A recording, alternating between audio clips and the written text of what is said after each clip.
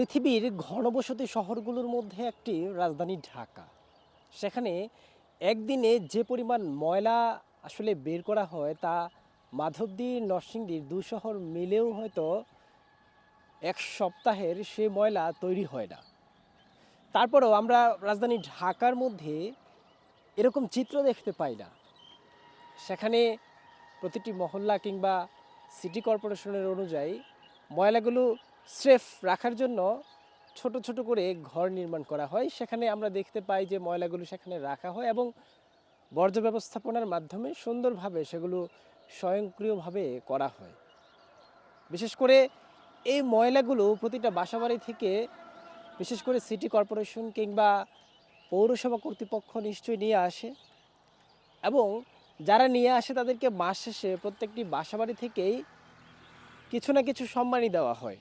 সেই সম্মানী দেওয়ার কারণ হচ্ছে এই ময়লাটি যেন একটি বিশেষ জায়গায় ফেলা হয় যেখানে জনদুর্ভোগ হবে না, মানুষের কষ্ট হবে না, শুধুমাত্র মানুষের কষ্ট লাঘবের জন্য। এরকমইভাবে আমি যদি মাধবদীর হিসাব করতে যাই আপনাদেরকে প্রায় 200টি ঘর যদি থাকে সেখান থেকে যদি 100 করেও টাকা দেয় তাহলে আপনি হিসাব করেন কত টাকা হয়। তাহলে এই টাকাটা দেওয়ার মানে হচ্ছে এই ময়লাগুলো যেন একটা সংশোধনাগারে নিয়ে গিয়ে সেটা বর্জ্য ব্যবস্থাপনার মাধ্যমে নিঃশেষ করা হয় এবং মানুষের জনদুর্ভোগ লাঘব হয়। কিন্তু আমরা মাধবদী কিংবা নরসিংদী দুটি জায়গার মধ্যে যেটি দেখতে পাই সেটি হচ্ছে যে তারা বাসাবাড়ি থেকে ময়লাগুলো নিয়ে এসে একটি জনগুরুত্বপূর্ণ রাস্তার পাশে এভাবেই ফেলে রাখে, যার ফলশ্রুতিতে কিছু সংখ্যক মানুষের কাছ থেকে জনদুর্ভোগ লাঘব করে অধিক অংশের মানুষের জনভোগের একটি বড় কারণ হয়ে দাঁড়ায়। আমার পিছনে হয়তো আপনারা সেই জনদুর্ভোগের কারণটি হয়তো দেখতে পাচ্ছেন। এই যে দেখতে পাচ্ছেন ময়লার বিশাল পাহাড়, এর পাশেই কিন্তু একটি অতীব গুরুত্বপূর্ণ একটি সড়ক। আপনারা হয়তো দেখতেই পাচ্ছেন সেখানে গাড়ি চলাচল করছে। কেউ হয়তো নাকে মুখে হাত চেপে, কেউ হয়তো কাপড় ধরে এই রাস্তা পারাপার হচ্ছে। সপ্তাহ যায়, মাস যায়, বছর যায়, কিন্তু এটার পরিবর্তন হয় না। অনেক আন্দোলন হয়, অনেক সংগ্রাম হয়, কিন্তু তারও কোনো পরিবর্তন হয় না। কেন পরিবর্তন হয় না? বিশেষ করে যারা এর নজরদারিতে থাকে, এটার ইজারা নিয়ে থাকে, সাধারণত ইজারা ছাড়া তো আর কেউ এটা করতে পারে না। সো যারা ইজারা নেয় তারা এই এলাকার সবচেয়ে বড় বড় যে কয়েকটা মাথা রয়েছে, রাজনৈতিক নেতা রয়েছে, তাদেরকে একটা মান্থলি কিংবা বাৎসরিক একটা সম্মানই দেওয়া হয় যেন তারা চুপ থাকে এবং তাদেরকে চুপ করিয়ে তারা কিন্তু এভাবেই রাস্তার দুপাশে এভাবেই ছড়িয়ে রাখে।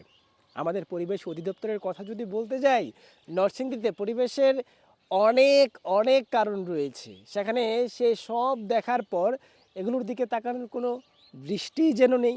এদিকে এখানকার মানুষজন প্রতিনিয়ত এই ময়লার কারণে অসুস্থ হচ্ছে, জনদুর্ভোগ পোহাতে হচ্ছে।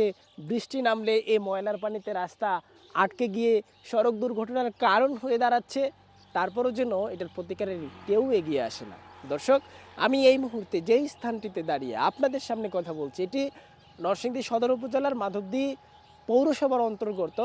এটি কোতালিরচর গ্রাম এবং এটি হচ্ছে মাধবদীর অত্যন্ত গুরুত্বপূর্ণ একটি রাস্তা। এই জন্য বলা হয় যে মাধবদীর একমাত্র মার্কাজ মসজিদের পাশেই কিন্তু এই ময়লার স্তূপটি রাখা হয়েছে।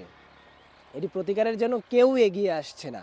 তাহলে যে টাকাগুলো তারা যে নিয়ে আসে, এখানে যে বিশেষ করে কর্মচারীরা কাজ করে, আমার পিছনে হয়তো দেখতে পাচ্ছেন একজন কাজ করছে, ময়লা নিয়ে এসে সেভাবে ফেলছে, তাদেরকে বেতন দেওয়ার পর অবশিষ্ট টাকা আসলে কি করে?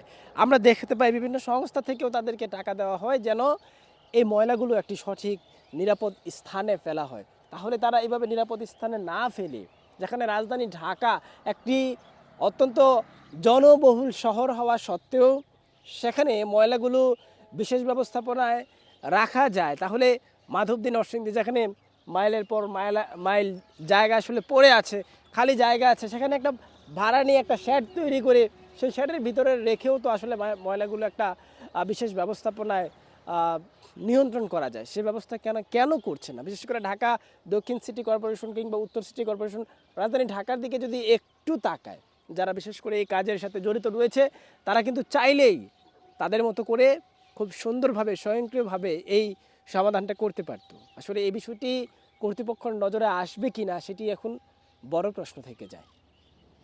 কাট।